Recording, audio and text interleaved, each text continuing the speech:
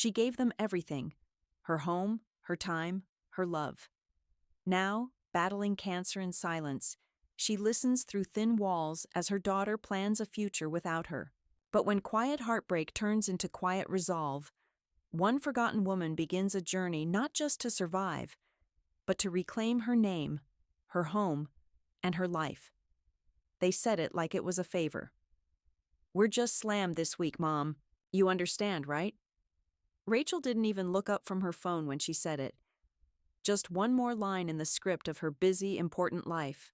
She was sitting at the kitchen island, legs crossed neatly, the edge of her yoga pants rolled down just enough to show off that little tattoo she got in college, one I never liked, but never said a word about.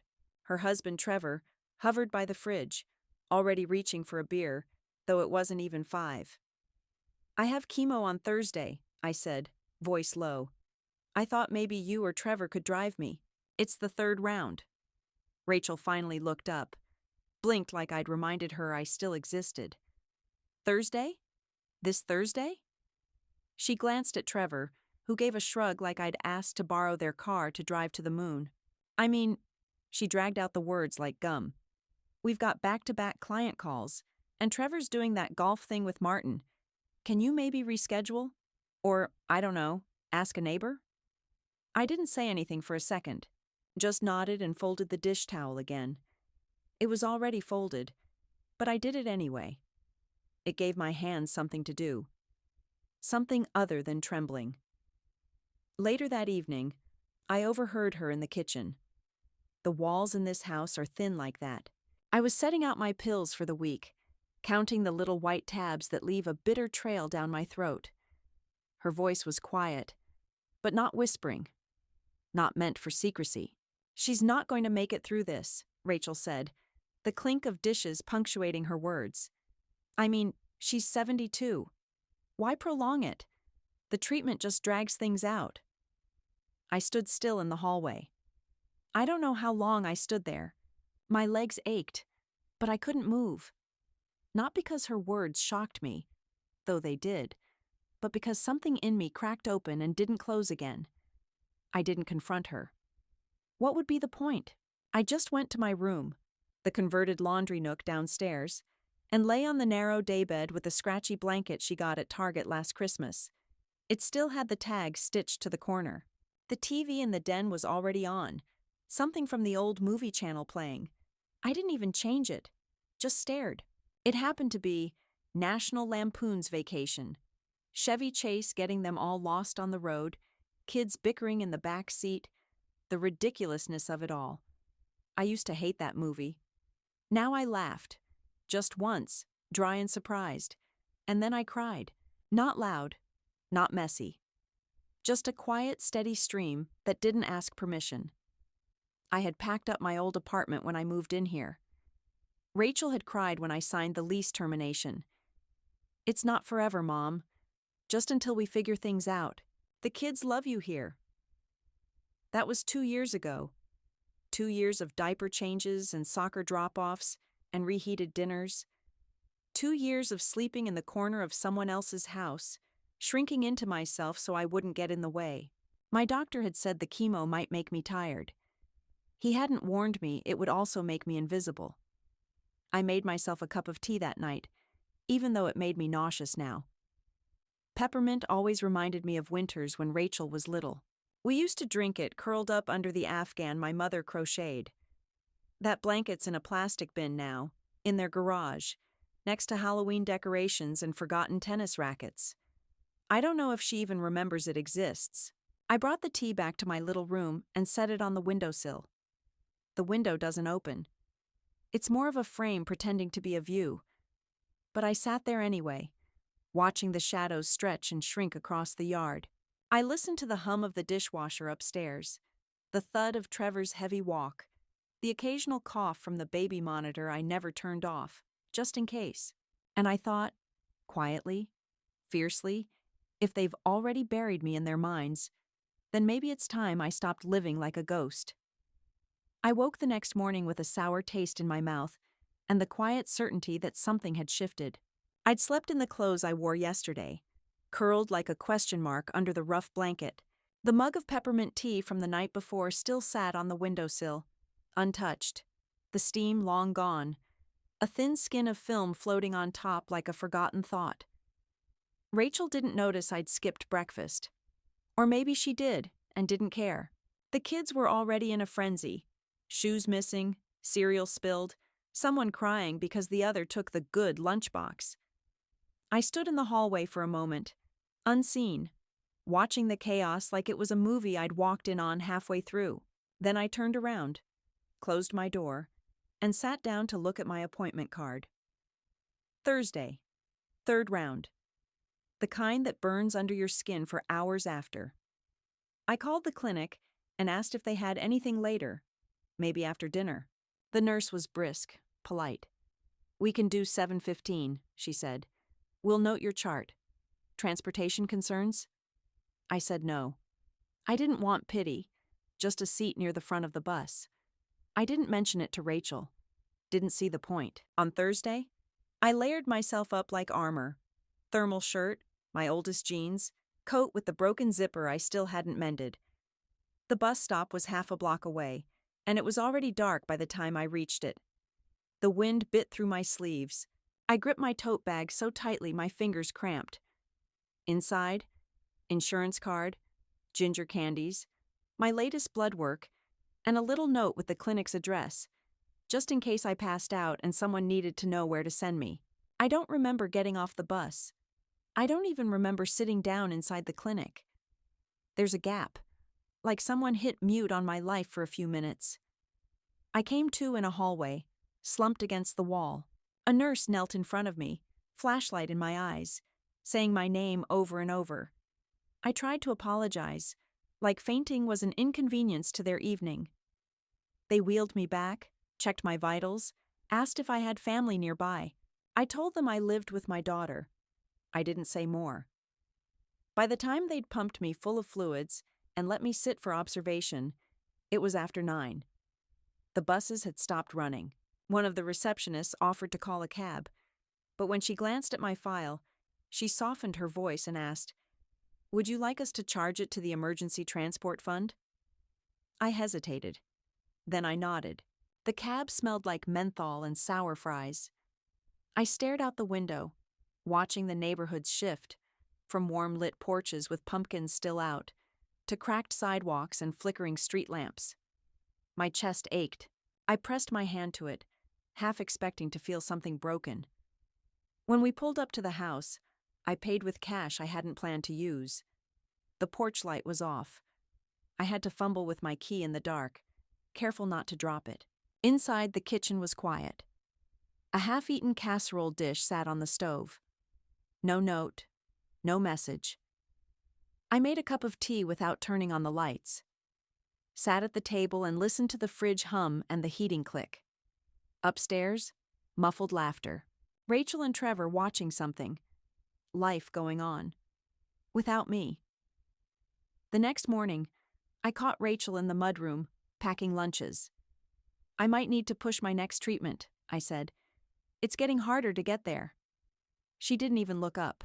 "If it's too much, maybe you should consider stopping," she said, sealing a sandwich bag with mechanical precision. "I mean, quality of life, right?" I don't know what I expected. Concern? A ride? Something resembling care? What I got was resignation, like she'd already counted me out. That afternoon, while they were out, I opened the top drawer of the side table in my room and pulled out my old checkbook.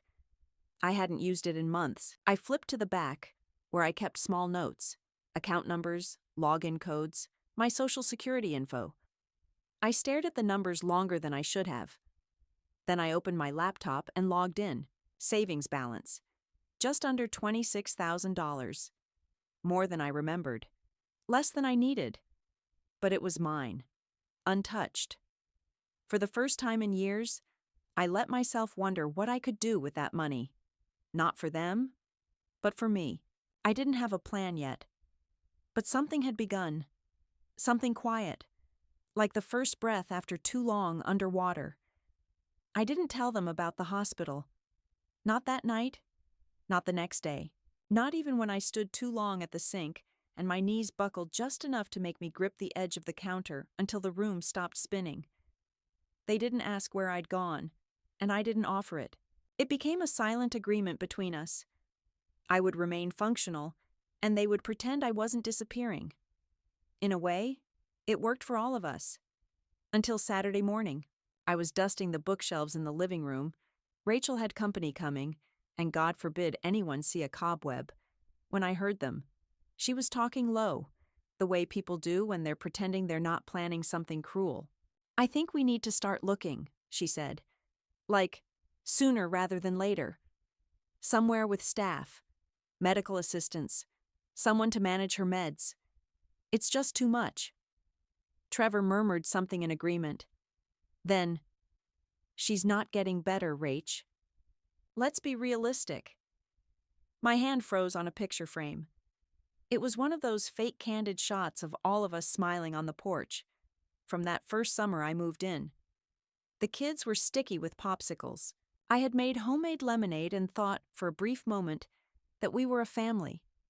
I set the frame back down and walked out the front door without a word. I ended up at the public library. It was warm and quiet, smelled faintly of paper and carpet cleaner. I sat at a corner computer, clicked through news headlines I didn't care about, until finally I typed into the search bar, "Legal rights of seniors in shared housing." The results came fast. Too fast. I clicked one link after another, absorbing words I hadn't seen in decades. Power of attorney, deed transfer, durable consent, elder exploitation. I felt suddenly and overwhelmingly stupid. I'd signed things. I'd trusted. I hadn't asked for copies. A woman sat down next to me. Older, maybe late 60s, with cropped silver hair and a tote bag covered in pins. She gave me a glance, friendly, but not intrusive.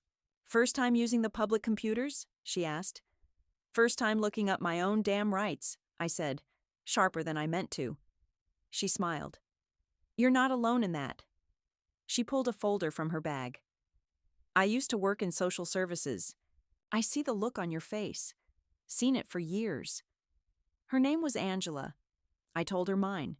She asked nothing personal, only said, "If you ever need a lawyer who won't talk down to you, I know a woman. Smart. Direct. Doesn't waste time." I took the card she offered. M.L. Dunham, elder law attorney. It felt heavier than it should have. Back at the house, I printed out my last bank statements and photocopied my ID. I slid them into a manila folder along with the medical summary from the clinic. Then I stuffed the whole thing into the bottom of my tote bag under a grocery receipt and 2 spare pairs of socks. That evening, I made dinner like usual. Baked chicken, mashed potatoes, green beans sautéed with garlic, and set the table with 3 forks. I didn't join them. "I ate earlier," I said, before Rachel could ask. She didn't. After they were done, I washed the dishes, careful not to leave a trace. The kitchen sparkled by the time I finished. Then I went back to my room, turned on the small lamp in the corner, and laid out the folder on the bedspread like a crime scene. Sunday morning, I took the bus into town and walked 5 blocks to a quiet office over a drugstore. The sign on the door said Dunham Legal Group, though it was clear the group part was aspirational. Just one name on the mailbox. Ms. Dunham was younger than I expected. Mid-40s, hair pulled tight, glasses perched on her head like she forgot they were there. Her voice was crisp but kind, and when I handed her the folder, she flipped through the pages without flinching. "You don't have access to the house deed?" she asked. I shook my head. It was supposed to be in both our names. I gave her most of the down payment. She nodded slowly. "You didn't sign over power of attorney, did you?" "I don't remember." That gave her pause. She reached for a legal pad. "That's okay. We can find out. First, we'll request the title documents from the county registrar. If they made changes, we'll see them." I nodded. "And if they did, then we reverse them. Or we sue." It was the first time in weeks that my spine straightened without pain. When I left, I didn't go home right away. I walked down to a cafe I used to like and ordered a slice of pecan pie and coffee, even though caffeine makes my hands shake. I sat in the corner, watching people walk by with dogs and strollers, earbuds in, lives churning forward. The pie was too sweet, the coffee too strong. But I finished both, because for once, I was doing something that belonged only to me.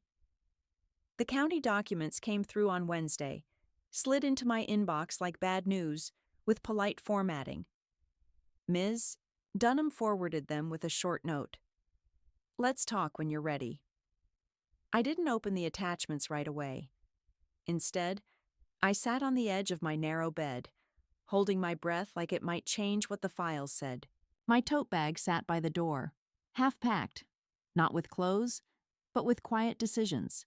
The backup keys, a bottle of water, 2 envelopes of cash I'd withdrawn in secret over the past month. Just in case. When I finally clicked on the files, the screen filled with tidy black and white scans, signatures, dates, official stamps, deed transfer, sole ownership. The new title listed only one name, Rachel Bloom, homeowner. My name was nowhere, but there was a signature at the bottom, mine. Or rather, something close to mine. I stared at it for a long time. The G looped too neatly. The tail of the M too sharp. A copycat version of a life I'd lived too long without asking questions. I forwarded it to Ms. Dunham with one line. That's not my signature. She called me within the hour. Her voice was calm but tight, like a violin string drawn just before it snaps. We can file for fraud, she said. It'll be a process. But we have a case. I'll draft the affidavit and start discovery. I thanked her and hung up. Then I went to the garage. The bins were still there, stacked 3 high, labeled in Rachel's handwriting, Mom's stuff, linens, Ixmas, old. I opened the top one. Inside, my wedding album, still in the brown leather cover that smelled faintly of dust and lemon polish. Beneath it, a folded afghan my mother had made, a jewelry box with the ballerina missing its head, and a Ziploc bag full of clipped recipes in my handwriting. All the parts of me that didn't fit in the house. I took the album and the afghan, left the rest.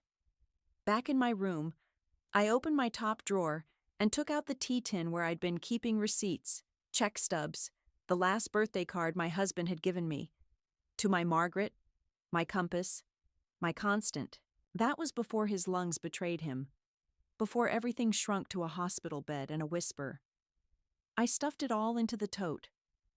That night, I made meatloaf, the way Rachel used to like it, with breadcrumbs and ketchup glaze. I didn't sit down to eat. I cleaned the kitchen like always, wiped down the counters, loaded the dishwasher. Then I walked into the hallway and looked up the stairs, just once. I could hear them watching TV, something with loud explosions and canned laughter. I could have told them, could have stood there, middle of the hall, demanded answers. But I was done explaining myself. At dawn, I left. The Uber driver was quiet, a blessing. He helped me load my bag into the trunk and didn't ask questions when I said the address of a small rental across town. I'd found it through a classified site, furnished, short-term lease, modest rent. The woman who owned it had moved in with her daughter in Florida and didn't want the place empty. She said I seemed reliable. I'd laughed at that. The apartment smelled like dust and lavender cleaner. 1 bedroom, kitchenette, a recliner with a crocheted cover. It was perfect. I unpacked the basics, my clothes, my tea bags, the album, the afghan. Set my medications on the windowsill like a shrine. I didn't have much, but I had enough. I left them a note. Not a letter. Just a slip of paper under the coffee maker. Don't worry. I'm not your problem anymore. I turned off my phone for the first time in years. The silence that followed wasn't heavy. It was clean, like air after a thunderstorm. I sat in the recliner, pulled the afghan over my knees, and let the quiet fill every part of me that had been crowded out by their needs. I didn't know what came next. but it would be mine. The first message came 3 days after I left. Then 5 more in a row. Missed calls, voicemails, texts that started as concern and quickly soured into accusation. Mom, where are you? This isn't safe. You can't just disappear like this. You left the kids confused. They're asking for you. This is incredibly immature, Mother. I didn't respond to any of it. I'd changed the settings on my phone to Do Not Disturb and blocked Rachel's number. I wasn't hiding. I just wasn't volunteering anymore. Ms. Dunham filed the fraud petition on Monday. She called to let me know it had been officially submitted to the court and that a notice would be sent to the Bloom household within 48 hours. Prepare for noise, she said. She wasn't wrong. On Thursday afternoon, someone knocked on the apartment door. I opened it cautiously, the security chain still hooked. There stood Rachel, no makeup, hair in a hurried knot, wearing the same yoga hoodie I'd folded 1,000 times. Her eyes scanned the room behind me. "Oh my God," she said. "This is where you're living?" "Yes," I said. "It is." "You left without saying anything. You scared the kids. Do you have any idea?" "I left a note." She scoffed. "A note? Are you serious?" I didn't unhook the chain. "I don't know what this legal stunt is about," she said, crossing her arms. "But you're blowing this way out of proportion. We've been taking care of you. You've lived with us." "Not lived," I said. "Existed." That shut her up for half a second. "Mom, this is crazy. Lawyers? Court filings? You know how this looks? If this gets out—" "It already is," I said, and closed the door gently. It was getting out. The day after the filing, Ms. Dunham had sent the documents to a local legal aid network, and someone there had forwarded it to a community rights group. 2 days later, I got a call from a reporter at the regional newspaper. She'd heard rumblings about a case involving elder property fraud. I wasn't eager to become a headline, but when she asked if I'd speak off the record, I agreed. Her name was Julia. She met me at the diner near the apartment, and we split a slice of apple pie while I told her the shape of things. Not everything, just enough.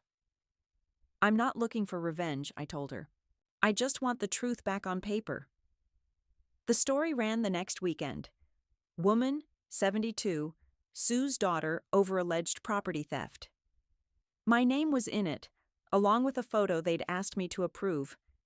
Me sitting on a bench, my hands folded in my lap, wearing the blue cardigan I always liked. I looked tired. I also looked like I meant business. After that, the messages changed tone. People I hadn't heard from in years, old friends, neighbors, even one of Rachel's high school teachers, sent little notes of support. A woman named Linda, who ran a seniors knitting circle at the library, dropped off a handmade scarf at my mailbox with a sticky note, "For the strongest woman I've never met." Even the barista at the cafe across the street started calling me by name. "Good morning, Margaret," she'd say, sliding my tea across the counter. "That color looks great on you." I walked a little taller that week, a little steadier. Then came the letter from the Bloom household. Folded, 3 pages, typed. It wasn't an apology. It was a list of demands disguised as offers. They wanted to settle quietly. No court, no publicity, no story. I showed it to Ms. Dunham. "They're panicking," she said, "which means they know exactly what they did." I didn't answer the letter. I let it sit on the kitchen table for 3 days, then used it to steady the short leg on the wobbly chair. I wasn't angry. That part had burned away. What remained was something colder, clearer. Not spite, not vengeance, just clarity. One morning, I got in a cab for my chemo appointment. My 5th, and the first I didn't dread. The driver was an older man with a mustache and a jazz station on the radio. When we pulled up to the clinic, he turned and said, "You're that lady, aren't you?" From the paper, I nodded, unsure what that meant to him. "My wife read that story twice," he said. Said, "That woman's got grit. You keep going." I smiled. For once, it didn't feel like pretending. Inside, the nurse at the desk greeted me by name. They knew me now. Not just my diagnosis, not just the numbers on a clipboard. Me. I took my seat in the recliner, hooked up to the IV, and pulled out the knitting I'd started again. The scarf wasn't for anyone. I just liked the rhythm, the quiet resistance of it. Stitch by stitch, row by row. Every minute I was there, I wasn't invisible. Not anymore. The courtroom wasn't what I expected.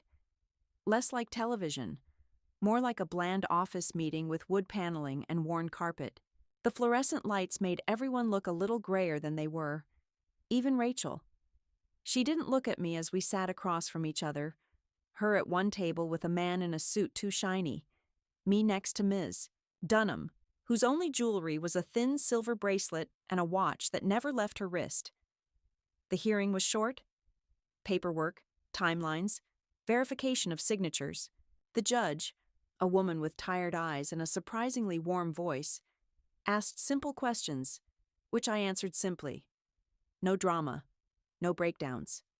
I told the truth, that I never signed over ownership, that the documents contained a forged signature, that I was never informed of the change, that I had contributed a substantial sum from the sale of my condo, receipts, bank transfers, all carefully labeled in the folder Ms. Dunham had prepared like a weapon of quiet, controlled fire. Rachel's lawyer objected once. Something procedural. The judge raised one eyebrow and overruled him. At the end, she leaned slightly forward and said, I find sufficient evidence of deliberate misrepresentation and fraud. I will be issuing a ruling to restore co-ownership of the property and recommend further investigation if necessary. She paused just a moment. And Ms. Bloom, she added, glancing at Rachel, you're fortunate your mother chose civil court. It was the only moment Rachel flinched. Outside the building, I sat on a bench while Ms. Dunham filed the final papers.